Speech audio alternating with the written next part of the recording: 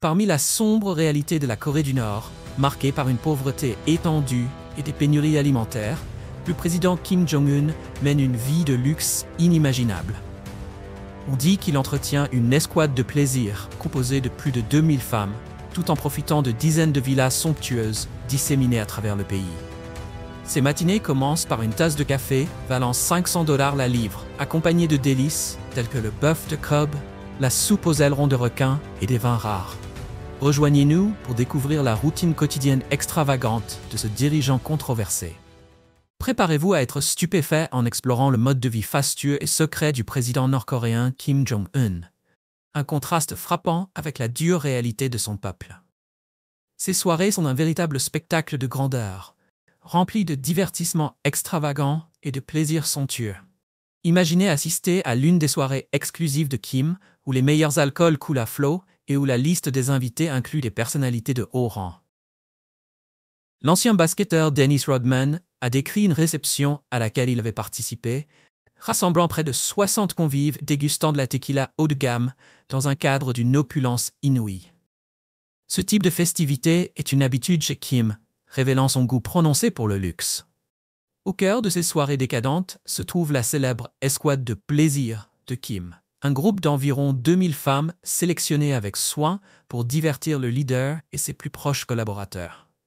Ces femmes se produisent à travers le chant, la danse, des massages et d'autres prestations plus intimes. Malgré l'image publique d'un homme de famille dévoué, des rumeurs suggèrent que les apparitions de son épouse ne sont qu'une mise en scène, tandis que l'escouade de plaisir répond à ses caprices en privé. Le niveau d'extravagance est ahurissant. En 2016, des rapports ont révélé que Kim avait dépensé près de 4 millions de dollars en articles de luxe destinés à son escouade de plaisir. Les membres subissent des examens médicaux rigoureux et doivent respecter des critères stricts, illustrant l'extrême préoccupation de Kim pour un idéal de perfection absolue. Mais l'indulgence ne s'arrête pas là. Kim se retire souvent dans son théâtre privé, un lieu exclusif équipé des dernières technologies, pour regarder des superproductions hollywoodiennes, des dessins animés Disney, des films de James Bond et même des dramatiques sud-coréennes pourtant interdites dans le pays. Ce théâtre ne sert pas uniquement de divertissement, il fait aussi office de centre de propagande, où Kim partage ses exploits avec ses proches alliés.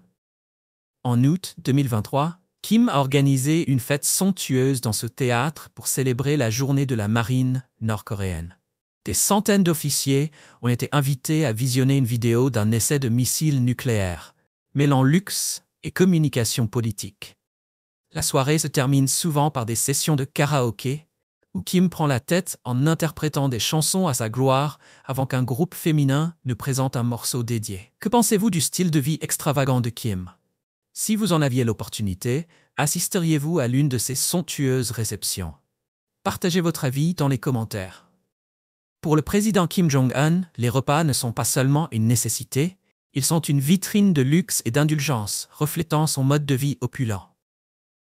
Pour Kim, le petit déjeuner n'est pas une simple routine, mais une véritable démonstration de faste culinaire. Ses matinées commencent avec une sélection de viandes de première qualité, dont du bacon croustillant, des saucisses gastronomiques et les meilleurs morceaux de steak. Le jambon de Parme italien et le wagyu japonais, notamment le légendaire bœuf de Kobe, sont des incontournables de sa table. Ce bœuf fondant en bouche, dont le prix oscille entre 200 et 500 $ la livre, incarne l'essence même du luxe gastronomique. Kim aurait développé son amour pour le bœuf de Kobe durant son enfance, sous l'influence du chef japonais de sa famille, Kenji Fujimoto. Ce dernier, qui a servi les Kim pendant plus d'une décennie, se souvient de l'intérêt précoce du jeune Kim pour le sushi. Je préparais du sushi chaque semaine pour le général Kim Jong-il, et le jeune Kim était toujours présent. Il adore absolument le sushi, raconte Fujimoto. Cependant, cette passion pour les mets raffinés a un prix. Une consommation fréquente d'aliments riches en calories a contribué à ses difficultés persistantes en matière de gestion du poids. Un autre des plaisirs coupables de Kim est le fromage, en particulier l'emmental, connu pour sa texture riche et crémeuse. Son obsession pour ce fromage l'a un jour conduit à une sévère crise de goutte, l'obligeant à s'éloigner de la scène publique. Afin de satisfaire cette envie, Kim a envoyé ses chefs en France pour maîtriser l'art de la fabrication du fromage. Cette passion pour la gastronomie décadente témoigne de son goût pour les plaisirs raffinés, quitte à en payer le prix sur le plan de la santé. L'exposition de Kim à la cuisine internationale lors de ses études à l'étranger a encore élargi son palais. Fujimoto révèle que la soupe aux ailerons de requin est devenue l'un de ses plats préférés, un mets qu'il aurait consommé plusieurs fois par semaine. Les banquets nord-coréens sont fastueux, mettant en avant des mets rares et importés, tels que du porc danois, du caviar iranien et des pastèques chinoises, avec des millions de dollars dépensés chaque année pour satisfaire le goût raffiné de Kim. Même ses boissons reflètent son mode de vie extravagant, des rumeurs suggérant qu'il boit du vin de serpent pour renforcer sa vitalité. Cette quête supposée d'un héritier masculin, combinée à son excès de poids, complique le maintien d'un mode de vie sain. Malgré cela, Kim s'appuie sur des médecins russes et une équipe de scientifiques pour bénéficier de traitements de longévité et de soins médicaux. Pendant ce temps, le contraste entre les festins luxueux de Kim et la détresse de son peuple est frappant. Tandis qu'il se régale de mets importés, environ 40% de la population nord-coréenne souffre de malnutrition, peinant à survivre avec des aliments de base comme le riz et les haricots. Ce fossé criant met en lumière les priorités du régime et soulève des questions cruciales sur l'éthique du leadership en Corée du Nord. La vie extraordinaire de Kim Jong-un ne se résume pas à des excès culinaires. Elle repose aussi sur un style personnel inimitable, conçu pour renforcer son image de leader puissant et énigmatique. De ses choix vestimentaires distinctifs à sa coupe de cheveux emblématique, chaque détail de son apparence est méticuleusement pensé pour capter l'attention et imposer le respect. Kim est le plus souvent aperçu vêtu de ses costumes sombres caractéristiques, est parfois agrémenté de fines rayures qui équilibrent sa silhouette trapue avec une coupe ajustée. Il lui arrive aussi d'opter pour une veste de style Mao, rappelant l'apparence iconique de son grand-père. Cette combinaison d'éléments modernes et traditionnels souligne son image stratégique. Un leader ancré dans l'héritage du passé, tout en embrassant la puissance contemporaine. Tout aussi frappante, sa coiffure se distingue par des côtés rasés et un dessus plus long et volumineux.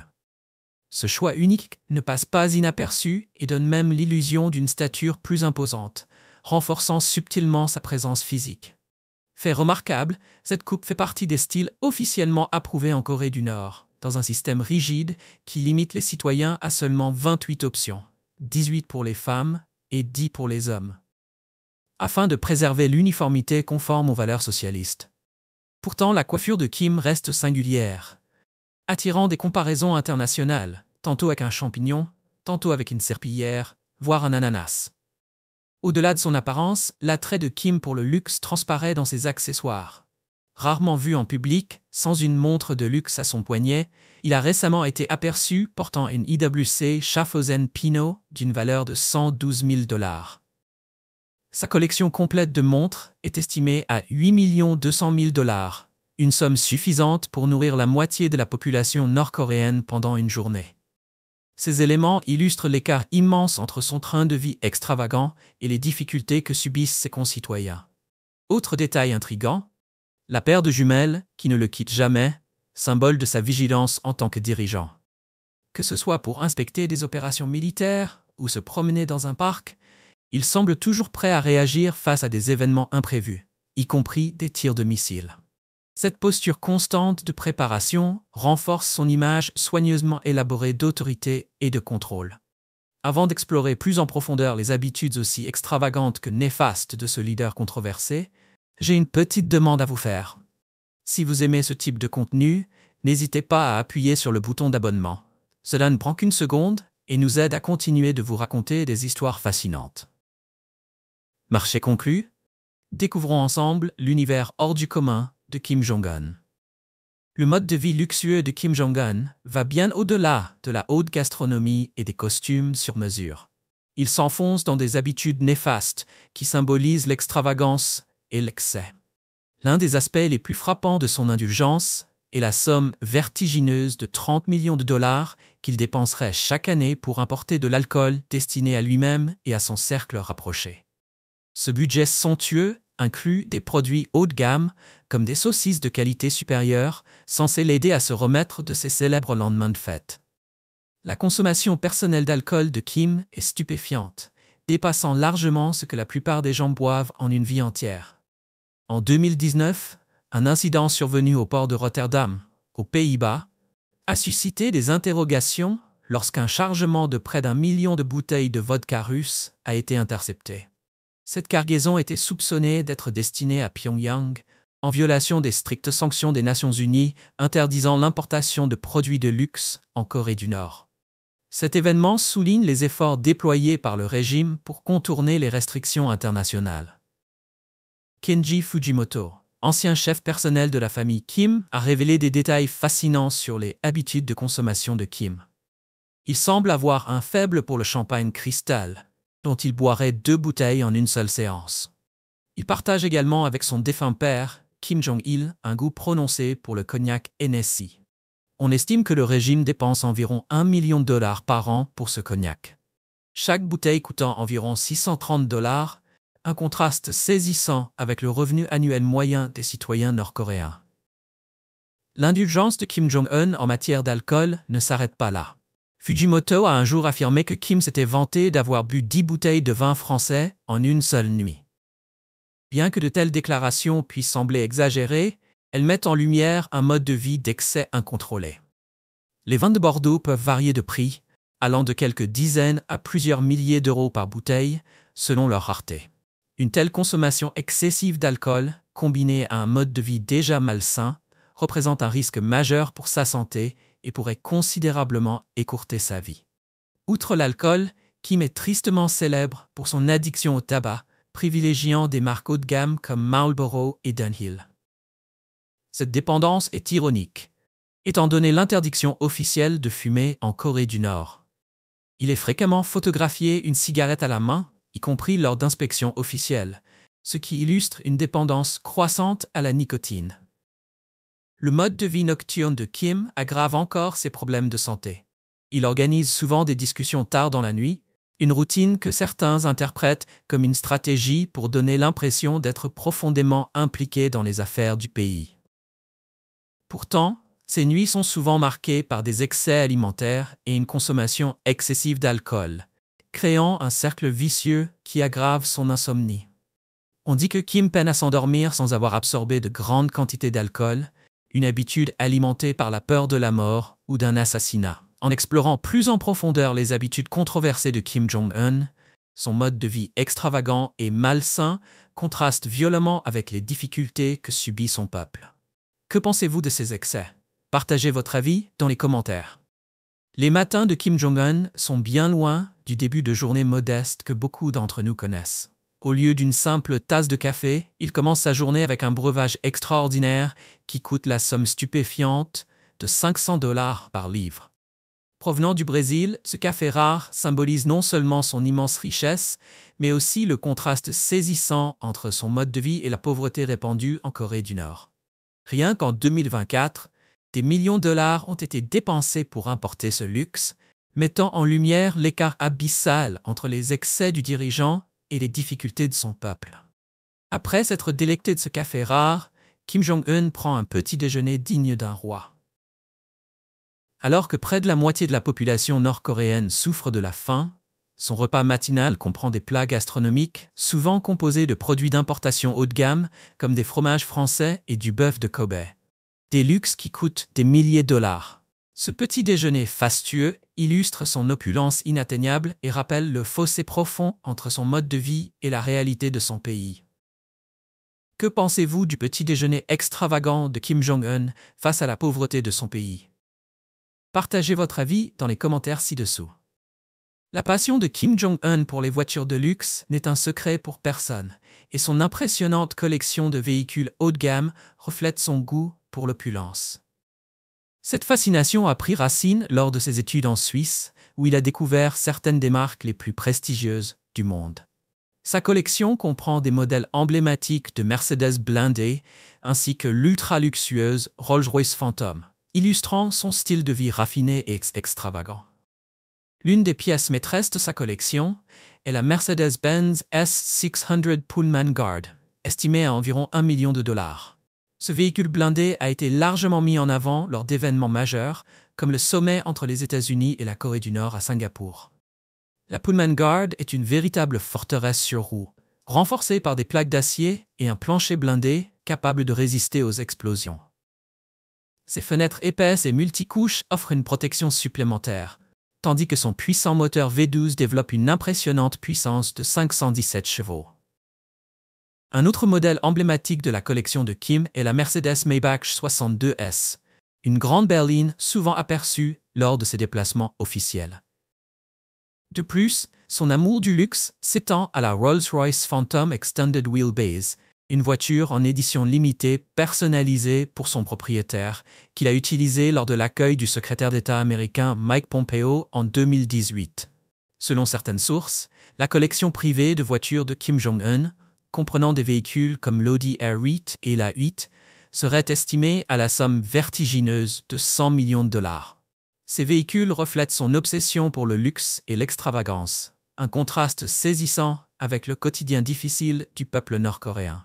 Le style de vie de Kim Jong-un est d'un luxe extravagant, et ses aventures en haute mer ne font pas exception. Le dirigeant nord-coréen navigue avec élégance à bord de son yacht de luxe d'une valeur de 7 millions de dollars. Le Princess 95, ce navire de 95 pieds, appartenant à la prestigieuse marque LVMH, regorge d'équipements haut de gamme, dont une tablatée du capitaine, 3 ponts spacieux, une salle à manger gastronomique pouvant accueillir 10 convives, ainsi que 4 chambres somptueuses avec salle de bain privée, offrant un confort inégalé à 8 invités. Mais son opulence ne s'arrête pas là. Des images satellites ont également révélé un autre yacht imposant amarré près de sa résidence privée, accompagné d'une flotte de jet-ski et d'un bateau de loisirs de 60 mètres, rivalisant avec les plus grandes fortunes d'Hollywood. Pendant ce temps, alors que son peuple vit dans une pauvreté extrême, près de 30% du budget nord-coréen est consacré à l'entretien du train de vie fastueux de Kim, éclipsant les besoins de la nation. L'emprise de Kim Jong-un sur le pouvoir est à la fois redoutable et absolue. En Corée du Nord, il est bien plus qu'un dirigeant, il est une figure divine. À l'instar de son père, Kim Jong-il, et de son grand-père, Kim Il-sung, la famille Kim a façonné une image quasi divine qui dépasse l'humanité. Dès la naissance, les Nord-Coréens sont conditionnés à vénérer Kim Jong-un comme une divinité, une croyance renforcée par une propagande d'État incessante, le présentant comme un leader omnipotent, doté de capacités extraordinaires, allant jusqu'à la lecture des pensées. Cette narration soigneusement construite instille une peur profonde au sein de la population. Toute pensée négative à son sujet est considérée comme un acte de trahison, passible de la peine de mort. Malgré son image quasi divine, Kim Jong-un est loin d'être un dirigeant bienveillant. Il est connu pour sa brutalité, et l'un des exemples les plus glaçants en est l'assassinat de son demi-frère, Kim Jong-nam. Kim Jong-nam, autrefois pressenti comme héritier, est tombé en disgrâce après avoir tenté d'entrer au Japon avec un faux passeport en 2001. Sa vie s'est brutalement terminée en février 2017 à l'aéroport international de Kuala Lumpur, où il a été attaqué avec un agent neurotoxique, VX, une arme chimique mortelle qui l'a tué en quelques minutes. L'assassinat est largement attribué à Kim Jong-un lui-même, motivé par la crainte que son demi-frère ne devienne une menace pour son pouvoir. Cet acte impitoyable illustre jusqu'où Kim Jong-un est prêt à aller pour éliminer toute personne qu'il perçoit comme une menace à son contrôle absolu sur la Corée du Nord. La routine quotidienne de Kim Jong-un est tout sauf ordinaire. Dès qu'il termine son petit déjeuner luxueux, sa journée devient une mise en scène soigneusement orchestrée, conçue pour projeter l'image d'un dirigeant travaillant sans relâche pour son peuple. Ses apparitions publiques sont organisées avec une précision extrême, qu'il s'agisse de visites d'usines et de marchés ou d'inspections de chantiers. Chaque déplacement est calculé pour un impact maximal en termes de propagande, afin que la population le perçoive comme un leader dévoué à leur bien-être. Dans les coulisses, le dirigeant est constamment protégé par une équipe d'élite de garde du corps, hautement formée aux arts martiaux et à la manipulation des armes. Pour rejoindre ce cercle restreint, une exigence surprenante doit être remplie. Les gardes du corps doivent être plus petits que Kim Jong-un, qui mesure environ 1,70 m. Sa résidence est plus une forteresse qu'une maison, avec de hauts murs, des points de contrôle stricts et un réseau de caméras de surveillance opérationnelles 24 heures sur 24. Ses communications sont cryptées et il ne consulte qu'un petit groupe de conseillers de confiance. Lors de ses déplacements, Kim emploie une stratégie fascinante. Il utilise 3 avions identiques afin que personne ne puisse suivre sa localisation exacte, réduisant ainsi considérablement les menaces potentielles. La vie de Kim Jong-un contraste fortement avec la réalité quotidienne de son peuple. Alors que les citoyens de Pyongyang se réveillent au son d'un hymne patriotique composé par son père, Kim Jong-il, Kim commence sa journée dans un luxe absolu. Il réside dans la résidence de Pyongyang, un somptueux manoir construit en 1983 où il vit avec sa femme, Ri Sol-ju, et leurs enfants. Ce domaine extravagant est véritablement un palais. Il comprend un cinéma pouvant accueillir 1000 invités, d'immenses salles, une piscine avec un toboggan, des terrains de sport, une piste de course, des zones équestres, des écuries et même des stands de tir. Sous le manoir se trouve un centre de commandement souterrain conçu pour les opérations en temps de guerre, renforcé par du béton recouvert de fer et de plomb afin de résister à toute attaque. Le domaine est entouré de barrières électriques, de champs de mines et de plusieurs points de contrôle pour une sécurité maximale. Le goût de Kim Jong-un pour l'opulence ne s'arrête pas à sa résidence. Il possède des dizaines de villas somptueuses, dont beaucoup restent secrètes. Des images satellites récentes ont révélé qu'il étend son patrimoine immobilier, avec de nouvelles résidences en construction dans le complexe de Cheongwangsan à Pyongyang, une zone hautement sécurisée proche des bureaux du gouvernement. En plus de ses résidences privées, Kim posséderait environ 13 stations balnéaires à travers le pays, chacune servant de centre pour son administration et ses opérations militaires.